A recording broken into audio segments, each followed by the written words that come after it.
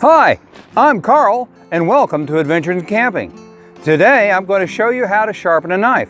I'm going to show you the good, the bad, and the ugly of knife sharpening devices. Subscribe, hit the bell icon so you know when I put out a new video, and let's get to it. So, what are the absolute worst things to do to your knife? Well, use something that's too coarse, something that takes too much metal off while you're sharpening the blade. Let me show an example of what happens. Here's an old knife that has had a lot of sharpening over the years. You can see we're down here, it's kind of bellied out a little bit.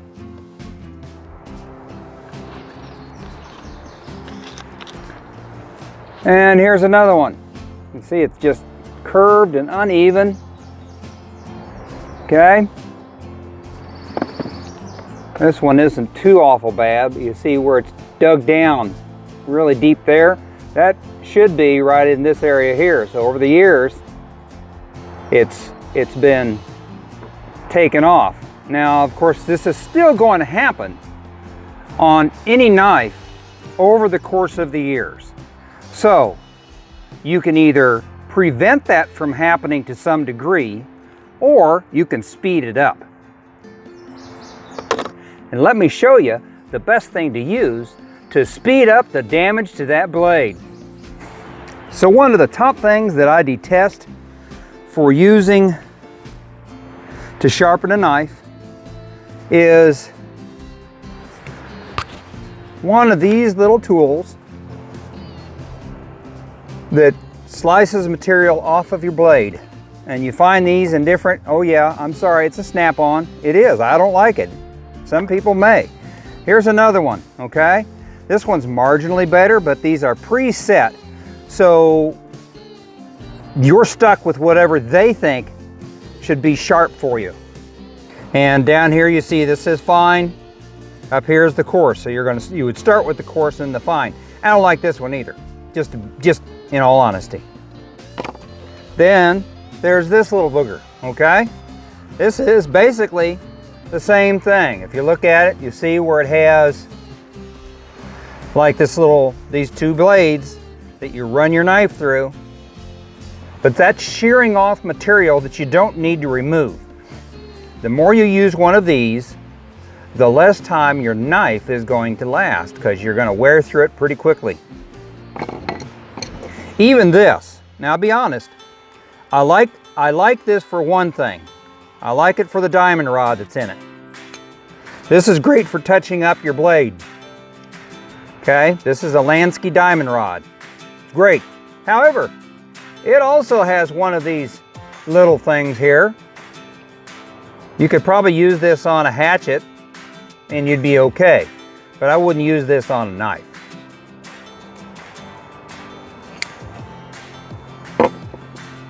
Oh, stick with me to the end, and I'm going to show you what I think is the best knife sharpening device for beginners.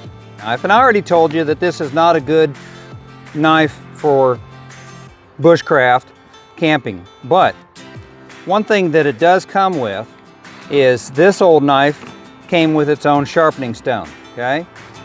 And if you notice, this sharpening stone has these two little V's in them. Okay, these V's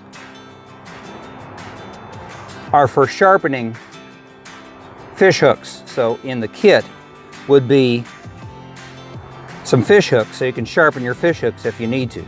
So while we're talking sharpening stones, here's one.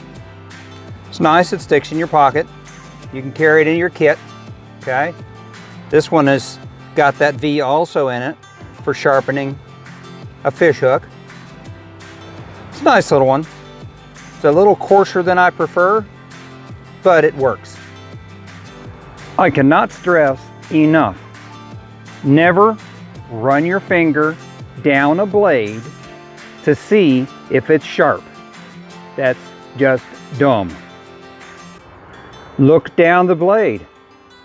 Look for any little glints down this blade, and that'll tell you if you've got a dull spot. And now we have two commercial setups. These are, as you see, by Smith's. One, what's nice about these, they come with their own case. One is a diamond stone.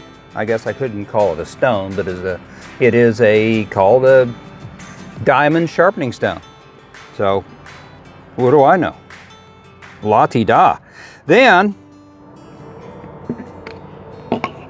this is an Arkansas natural 4-inch sharpening stone. But if you're going to do this, you should have some type of lubricant on it. I don't like using oil, like I've said in earlier videos. So I'll just put a little water on there, okay? A little water on that, okay?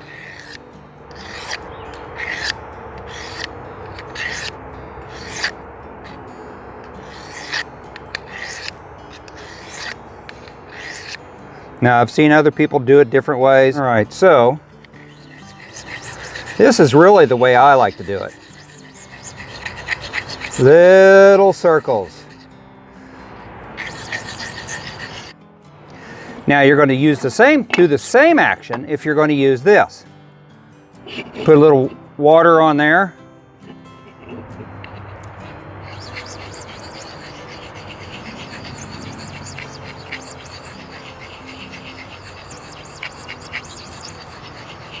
Now you notice when I'm working it, I'm trying to keep that angle, okay, and tilting my blade so that I'm getting the entire blade as I'm going.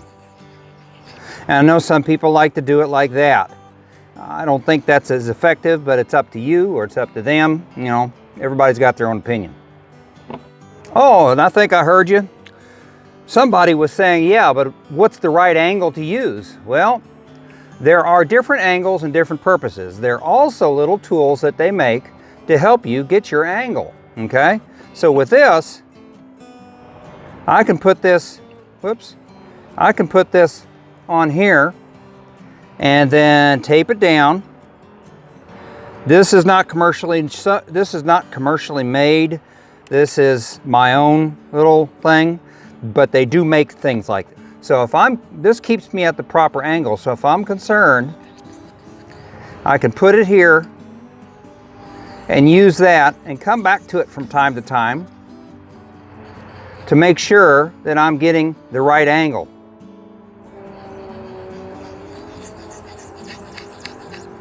And just turn it around and you can bring it back like this.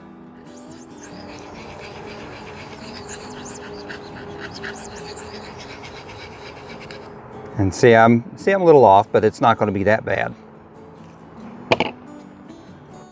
So if you have any question as to the angle that you need to use, this is a great guide for your angles. It tells you the degrees and what it recommends for the type of tool you're using. Now, this is from Lansky, and this is the next thing that I'm going to show you. One of the keys to keeping your blade sharp is to maintain it. That's why I recommend using one of these little boogers, okay? This is the Lansky diamond rod. It fits in your kit. It's easy to use.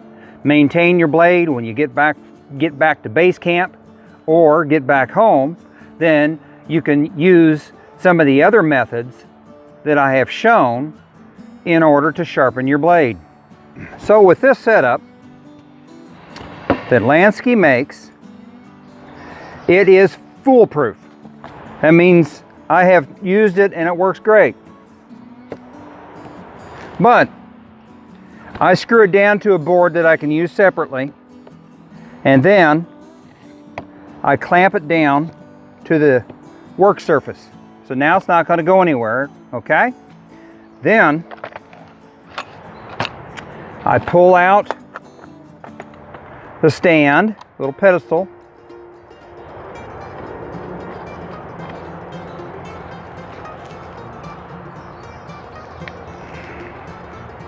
Then on top of that pedestal goes this little device right here. Okay, you're going to have to make a few adjustments on this in order to get your knife in. Once you've adjusted it, you want to get your knife right into this little jaw right here. You see that little jaw? You want your knife to catch right in there. Now in the instructions actually do show you the proper way to get your knife blade in to this jaw. But if you don't watch that and you just go according to what they show here, you're going to end up grinding this down instead. So anyway, now we're going to take this is our quartz grinding stone, and insert this little metal rod in here. Okay, and then tighten that up. Now, as I said, I like to use water, so I'm going to put some water on my stone. Put this in here. Put this at 20.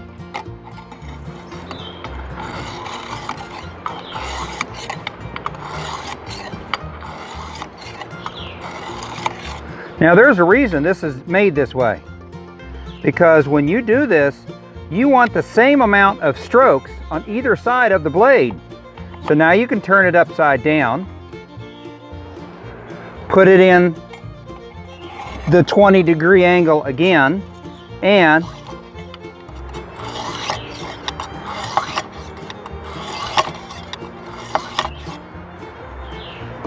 you're going to use the same number of passes on each side of the blade with each coarseness of stone.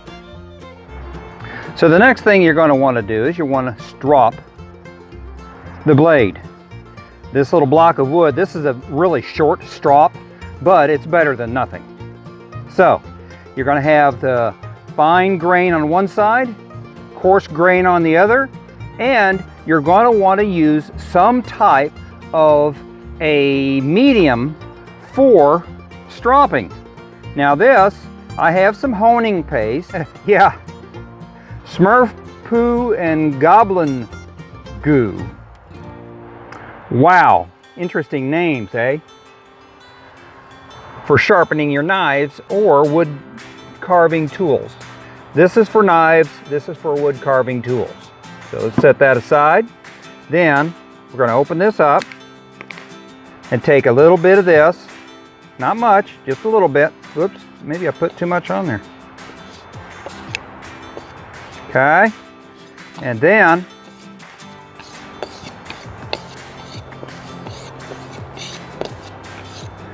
I'm going to run this back and forth on this. Now let's switch it over to the finer side. So now let's see how it's done. Take a piece of the package of one of the sharpening stones.